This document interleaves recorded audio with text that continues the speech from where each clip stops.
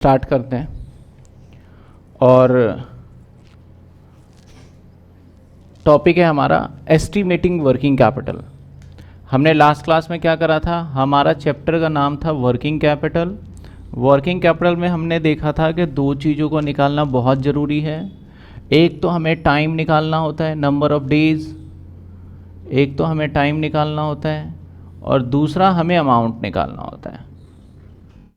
तो हमने इसमें भी अमाउंट निकाला था, लेकिन अब जो अमाउंट निकालना सीखेंगे ना वो आपका रहेगा एक्चुअल अमाउंट। वैसे वहाँ पे भी था, वो एस्टिमेटिंग था।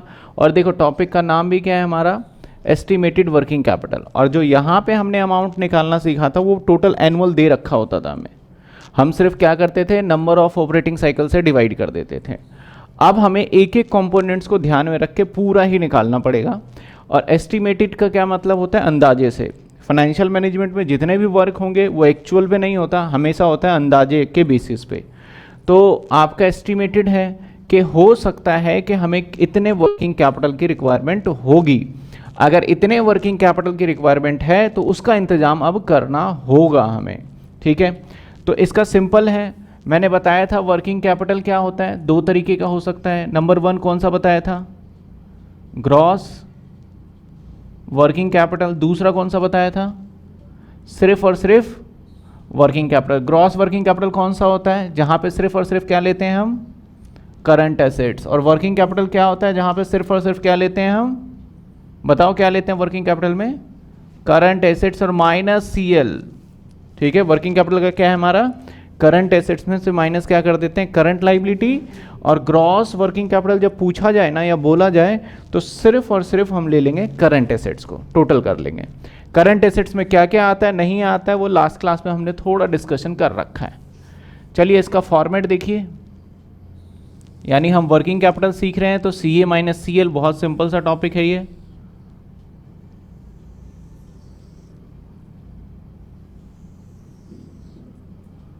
पर्टिकुलर अमाउंट, यहां पे हमने लिखा है स्टार्टिंग में करंट एसेट्स, करंट एसेट। और इसमें से क्या माइनस कर दें हम, करंट लाइबिलिटी।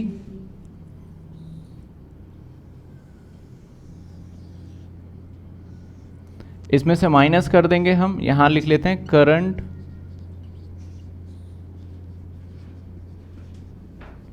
लाइबिलिटीज, ठीक है। करंट एसेट्स यहाँ आ जाएगा और उसमें से माइनस करंट लाइबिलिटी यहाँ आ जाएगा। मान लेते हैं इसको सेक्शन दे देते हैं हम ए और इसको सेक्शन दे दिया हमने बी। तो वर्किंग कैपिटल क्या होगा, ए माइनस में बी हो जाएगा, सिंपल वर्किंग कैपिटल। लेकिन करंट एसेट्स के अंदर तो बहुत सारी चीज़ें तो आती ही आती है, जैसे फॉर एग्जांपल आपका prepaid expense, cash, bank, stock और डेटर, बहुत सारी चीज़ें होती है। लेकिन यहाँ मेन फोकस रहता है स्टॉक के ऊपर, स्टॉक के ऊपर। और एग्जामिनर आपको हमेशा जो देगा, मान लेते हैं आपको एग्जामिनर ने एनुअल डेटा दे दिया, हमें एनुअल में 50,000 यूनिट या 12,000 यूनिट एनुअल में चाहिए, और आप मुझे वर्किंग कैपिटल बताइए कब का, या तो बोलेगा 4 वीक का बता दो, ठीक है ना। दूसरा बोल सकता है 4 वीक के अलावा आपको बोल सकता है कि आप 2 मंथ का बता दो। इस तरीके से पूछा जाएगा, आपको एनुअल डेटा दे देगा और नीचे अलग अलग डिफरेंट डेटा देगा। सबसे पहले स्टॉक की बात करते हैं। स्टॉक को कितने कैटेगरी में बांटा गया था बताइए, 3 कैटेगरी में ना, एक raw material, work in progress, FG. और इसको डिटेल में भी हमने देख लिया था क्या क्या कंपोनेंट्स होते हैं लास्ट क्लास के अंदर, जो हमारा ऑपरेटिंग साइकिल था उसके अंदर हमने डिस्कस किया था। अब करंट एसेट्स में सबसे पहले रॉ मटेरियल ले लेंगे हम। रॉ मटेरियल,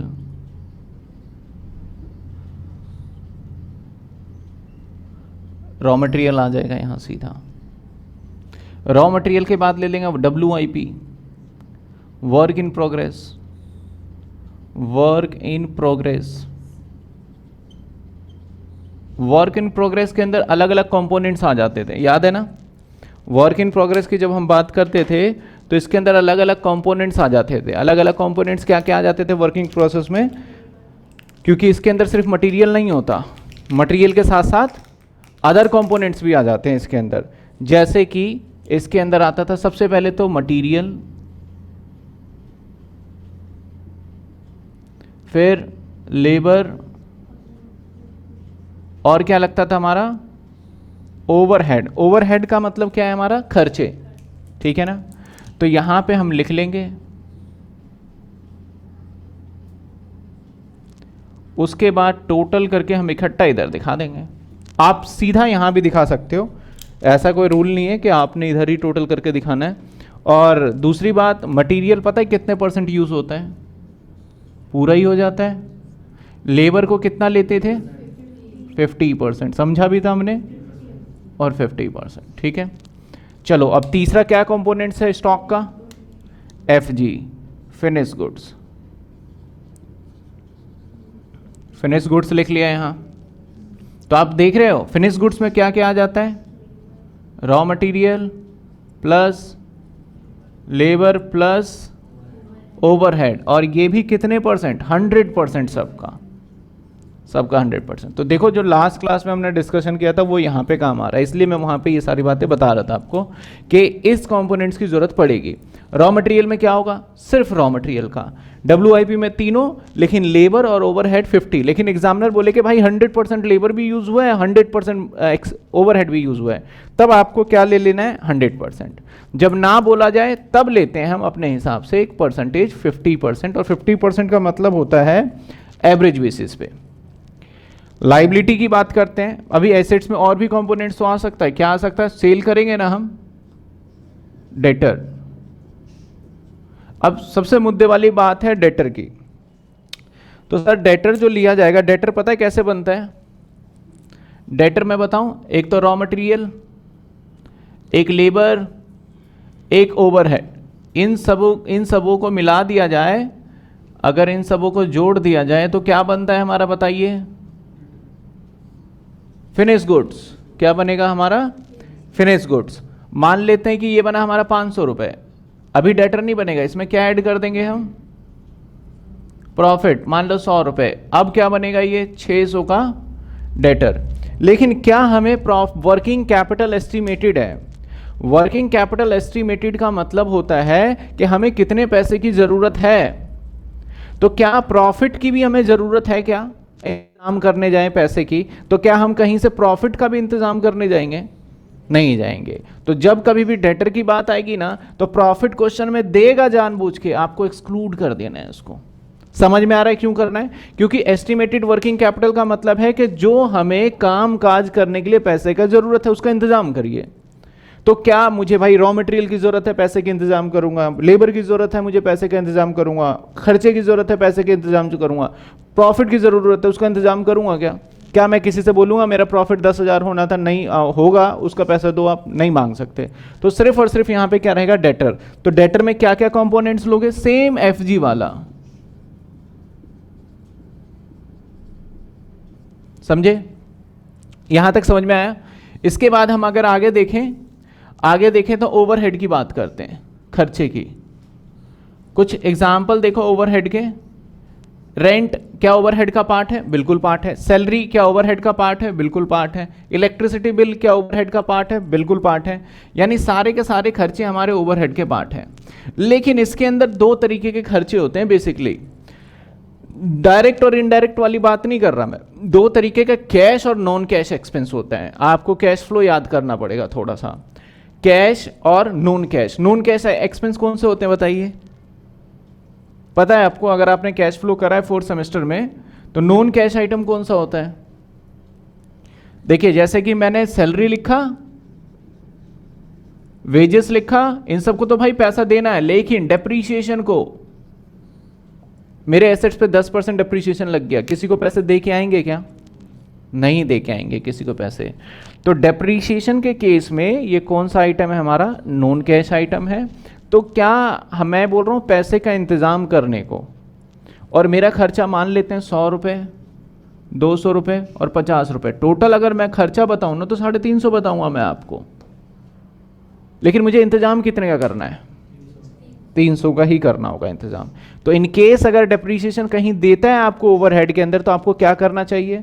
मैंने बोला मेरा 350 रुपये का खर्चा है ओवरहेड का, इंक्लूडिंग 50 रुपीज़ का डेप्रीशिएशन। तो क्या करें बताओ? माइनस करके हमें ओवरहेड में कितना लेना चाहिए? ओनली 300 रुपये। समझ में आ रहा है ये पॉइंट्स आपको?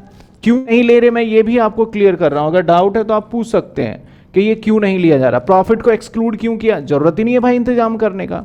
और डेप्रीशिएशन क्यों हटा रहे हो? क्यों? डेप्रीशिएशन का पैसा जरूरत थोड़ी ना, वो बाद में देखेंगे। लेकिन एग्जामिनर अगर बोल दे कि आप खर्चे को इंक्लूडिंग डेप्रीशिएशन के साथ दिखाइए, तब तो भाई हम कुछ कर ही नहीं सकते, जो बोला है वो करके दिखा देंगे। नॉर्मली डेप्रीशिएशन नहीं लिया जाता। इसके बाद हमारे पास कुछ कैश भी पड़ा हो सकता है ना, ये हो गया डेटर, और कुछ कैश भी पड़ा हो सकता है, और भी कुछ प्रीपेड हो सकते हैं आपके एक्सपेंस। प्रीपेड कह रहा हूं, और भी कुछ एक्सपेंस हो सकते हैं। क्या क्या हो सकते हैं? बहुत सारे हैं।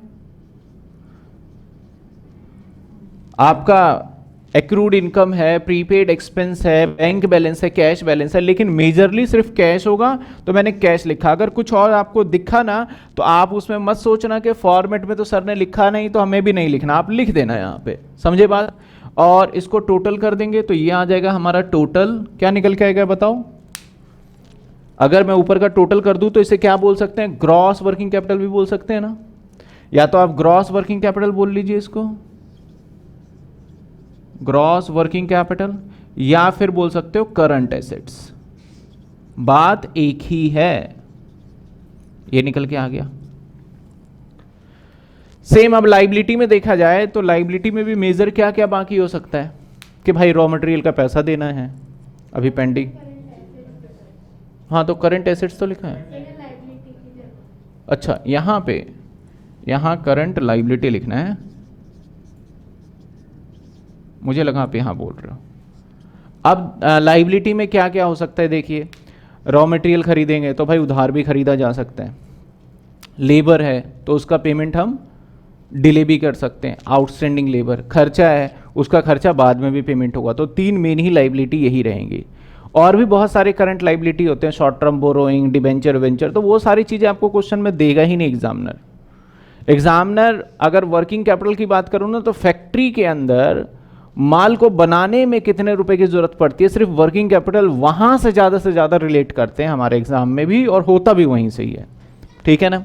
तो अब मैं इसमें बताऊं तो हो सकता है कि हमारा रॉ मटेरियल का पैसा देना बाकी हो सकता है ना पॉसिबल, रॉ मटेरियल का। और जब रॉ मटेरियल का पैसा देना बाकी हो तो उसको दूसरे वर्ड में हम बोल सकते हैं क्रेडिटर, है कि नहीं।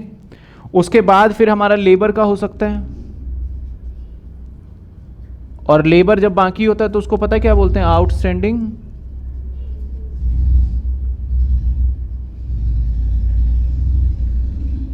उसके बाद लेबर के बाद ओवरहेड की बात करते हैं। ओवरहेड भी आउटस्टैंडिंग हो सकता है हमारा, मैं साइड में लिख देता हूं आउटस्टैंडिंग। ये लो आ गया करंट लाइबिलिटी। अब इसका भी टोटल कर लेते हैं।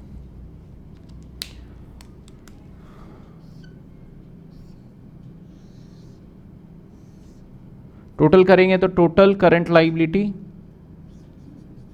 इसको कौन सा पार्ट दिया था मैंने, कौन सा सेक्शन दिया था? ए इसको दे दिया, बी इसको दे दिया। नाउ आपको क्या फाइंड करना है? वर्किंग कैपिटल ना। तो बताइए वर्किंग कैपिटल क्या होगा? वर्किंग कैपिटल ए माइनस में बी, ये हो गया हमारा वर्किंग कैपिटल। बताइए कोई डाउट? यहां तक कोई डाउट? Working capital. अब जैसे मान लेते हैं कि वर्किंग कैपिटल 1 लाख निकल गया, तो ये एक्चुअल है या अंदाजे का है? अंदाजे का। तो आपको ये भी तो लग सकता है कि यार वर्किंग कैपिटल 1 लाख निकला है, क्या पता थोड़ा ज़्यादा ज़रूरत पड़ जाए। क्योंकि अब जब कभी भी सामान लेने जाते हो ना, तो आप हमेशा ऑब्जर्व करना, आप थोड़े पैसे 20-25 फालतू लेके ही जाओगे। जितने का सामान है उसके अकॉर्डिंग से आप प्रपोर्शनेट बढ़ाओगे, क्या पता कम ज़्यादा हो जाए। तो सेम वर्किंग कैपिटल जब हम निकालते हैं ना, तो उसी तरीके से हमें भी डर लगा रहता है कि क्या पता और ज़्यादा खर्चा हो जाए। कम हो जाए तो सोचते हैं कोई बात नहीं, कम है तो पैसे तो वापस ही लौट के आएंगे, लेकिन ज़्यादा अगर खर्चा हो गया तो हम कहाँ से लेंगे वहाँ पे। तो इसीलिए हम इसके अंदर ना थोड़ा सा एक पार्ट और जोड़ देते हैं, मार्जिन ऑफ सेफ्टी। यहाँ पे हम क्या जोड़ देंगे? Margin of safety. तो मैं इसमें ऐड कर दूंगा ऐड मार्जिन ऑफ सेफ्टी के, और ये होता है हमेशा परसेंटेज के टर्म में। तो परसेंटेज किसका निकालोगे, वर्किंग कैपिटल का। अगर 10% है तो 1 लाख ये आया, 1 लाख का ये निकल जाएगा। अब हो जाएगा हमारा total working capital requirement. Otherwise अगर सेफ्टी नहीं बोलता एग्जामिनर तो टोटल वर्किंग कैपिटल रिक्वायरमेंट यही हो गया।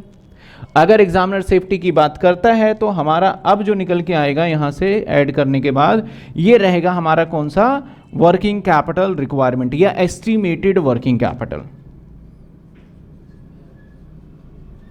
वर्किंग कैपिटल रिक्वायरमेंट, ठीक है ना, समझ में आया आपको बात। वर्किंग कैपिटल रिक्वायरमेंट या एस्टिमेटेड वर्किंग कैपिटल। तो ये सिंपल सा फॉर्मेट है, सारा डेटा आपको गिवन होगा, बस डेटा को आपको इसके अंदर क्या करना है, इनकॉर्पोरेट करते जाना है, मटेरियल वगैरह। लेकिन डेटा आपको देगा एनुअल में, आपसे कन्वर्ट करवाएगा, आप मंथली वर्किंग कैपिटल बताइए, ईयरली बताइए, या हाफ ईयरली बताइए, या वीकली बताइए। पूरे साल का डेटा दे देगा, बोलेगा हमें 4 महीने का बताओ वर्किंग कैपिटल, तो हम सबको 4 महीने का 4/12 से डिवाइड कर करके क्या करेंगे, हम इजीली निकाल लेंगे। तो एक बार फॉर्मेट नोट करिए, इसके बाद फिर हम आगे देखते हैं।